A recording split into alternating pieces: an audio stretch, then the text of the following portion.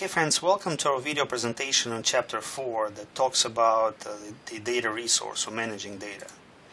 Now if you can recall, in the previous two chapters we talked about computer hardware, we talked about computer software, and then we talked about networking, different hardware components and different technologies and processes that link together various network hardware and software components.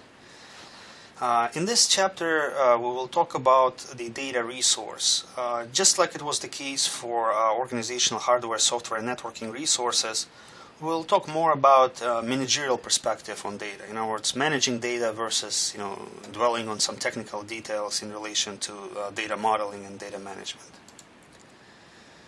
Now, data is becoming an essential resource for many organizations, and because it's an important resource, it has to be managed. Why data has to be managed? Well, because failure to manage data properly can lead to very serious consequences for a lot of organizations nowadays, especially those organizations that are driven by data and information. In order to see how important data management is, an organization can ask the following questions. What costs would your company incur if it did not comply with the Sarbanes-Oxley Act or some other financial reporting laws? Now, Sarbanes-Oxley Act, it was passed back in 2002 in response to some of the accounting irregularities, or simply put, accounting scandals that happened at Enron and WorldCom.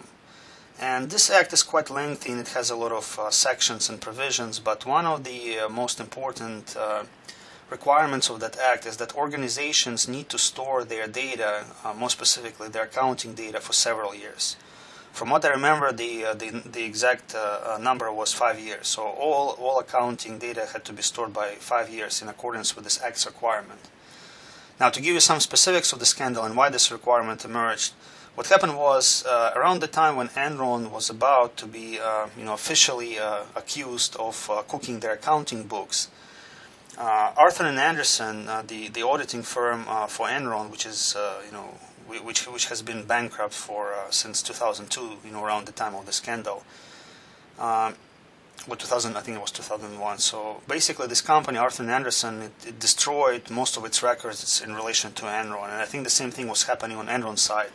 The organization was destroying, was caught destroying its accounting records, so that they can avoid being charged with accounting irregularities. So that's why this act was passed, or one of the reasons as to why this act was passed.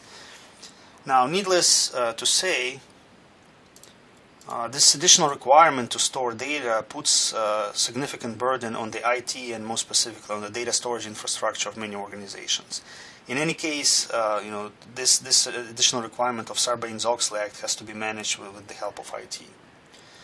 So what will happen if your company loses its critical business data, let's say about customers? Now, for a lot of organizations nowadays, losing customer data would entail going out of business, because for a lot of organizations, customer data is their business. In fact, there are quite a few cases where some natural or not so natural disasters, such as fire or flood, the kind of disaster that destroys companies, data warehouse or their IT infrastructure, would eventually lead to bankruptcy of that company. So that has been reported in previous cases and studies. So you can look at the rest of the questions, but those questions give you a good idea as to why data management is very important, is crucial for so many organizations. In fact, I would phrase it even broader. Nowadays, there is a growing belief that information is becoming the most strategic, the most important resource with respect to competition. In other words, organizations are increasingly using data and data analysis to compete, to stay competitive within their industries, to stay profitable, to be successful as enterprises. And one of the greatest books on the subject is called Competing on Analytics by Tom Davenport. So basically, this book is a visionary book in many ways, because it describes some of the business intelligence initiatives and innovations at Harris Entertainment. This is like an entertainment company that runs several hotels and casinos, and then basically lays out the roadmap for the future of business. And data analysis, data management is viewed as a very essential, very important component of that future competitive landscape for many organizations. Okay, so where does data management starts? Well, a lot of the times data management starts with data models. A data model is an overlap is an overall map for business data. Typically, data models, they involve two things. I would say the way people understand data models, first of all, they understand them in terms of notations, which is a specific way to describe entities, meaning the things about which you as an organization would like to store data. And then in relation to a specific notation, there is also a methodology of how to identify, describe, and link those entities together. A simple example of a data model can be seen here in figure 4.1. In fact, this is one of the most common approaches to data modeling. It's called Entity Relationship Diagram, or ERD model. Now, as you can see, ERD model consists of entities, which are things about which data needs to be stored. For example, here we're saying that we need to store data about customers, about orders that they place, and also about products that are being ordered by specific customers in specific orders. So those are entities, the things like concepts, ideas, or people or departments about which we need to store data. And then we have relationships. Now, relationships are some kind of natural associations between entities, how one entity is linked to another entity. And there's a specific cardinality notation to quantify, to explain the nature of the relationship between or among entities. And then we have attributes. Attributes are specific properties that characterize every entity. For example, a customer may have such attributes as customer ID, first name, last name, middle initial, address, gender, email address, and so forth.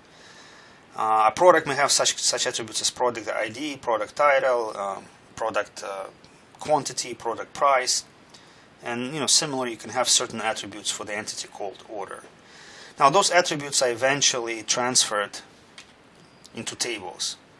So the way it works under ERD approach is that you create entities, you link them together, and then each entity represents a table, basically a structure consisting of rows and columns. And each row represents a single instance of that entity. For example, if you have an entity called customer, then each row will represent data or information about specific customer. And then each column will represent specific attribute or property of that entity. So schematically, it would look something like this. So you have an entity called supplier.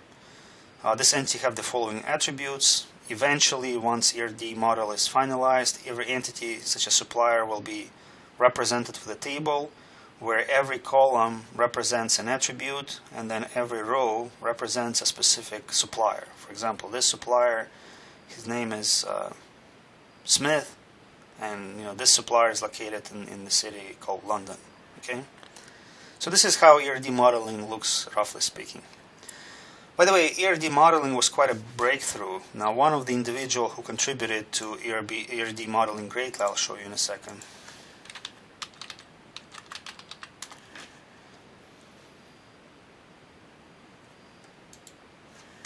His name is Peter Chan.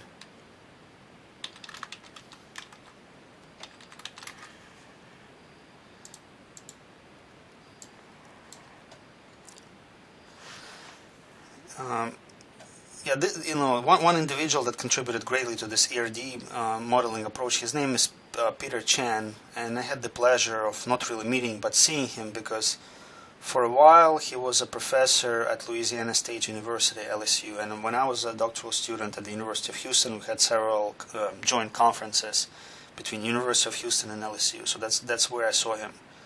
So he created, or not created, but he popularized, I guess you can safely say that, or he contributed a lot to this entity relationship modeling approach, and that gave like a very significant boost to the development of not only ERD modeling itself, but also to the development of relational databases, because relational databases, it's a whole paradigm that has been very dominant since approximately 1990s.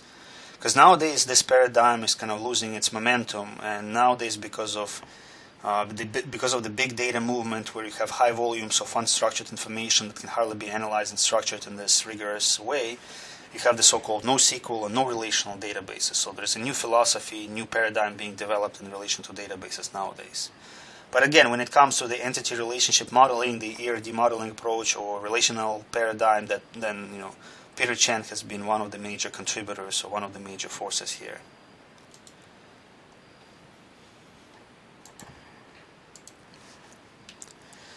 Okay, so let's continue with our video presentation.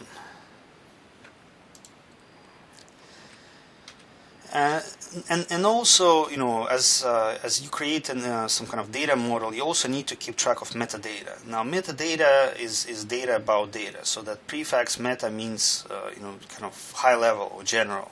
So metadata is data about data, and meta theory would be theory about theories. Okay. So metadata means like some kind of description of the data. So as you create models, as you create your entities and their attributes, you need to keep track of you know, which entities you create. You know, what exactly you want those entities to store, what is the exact meaning of the attributes that you create, what is being stored in those attributes, and so forth. Because otherwise, if you don't have those descriptions, you know, it's easy to get lost. Especially if you were not the one who created the ERD model and not the person who actually implemented the database. You need to document and keep track of business rules that govern data. For example, what kind of data should be entered, what is the format, what are the legal values, how the data should be changed, how it's calculated, and so forth. So basically, in general, quality data or managing data in general requires high quality metadata, or high quality description of what kind of data you have, and how it is entered, and what kind of data types are stored, and so forth. So very detailed protocols or descriptions are required, and those detailed descriptions of data are called metadata. And once again, you keep track of your data as you create it, not after the fact, because after the fact, nobody may be smart or knowledgeable enough to figure out what exactly you're storing. Okay, so this concludes part 1 of our video presentation on Chapter 4. Thank you for listening.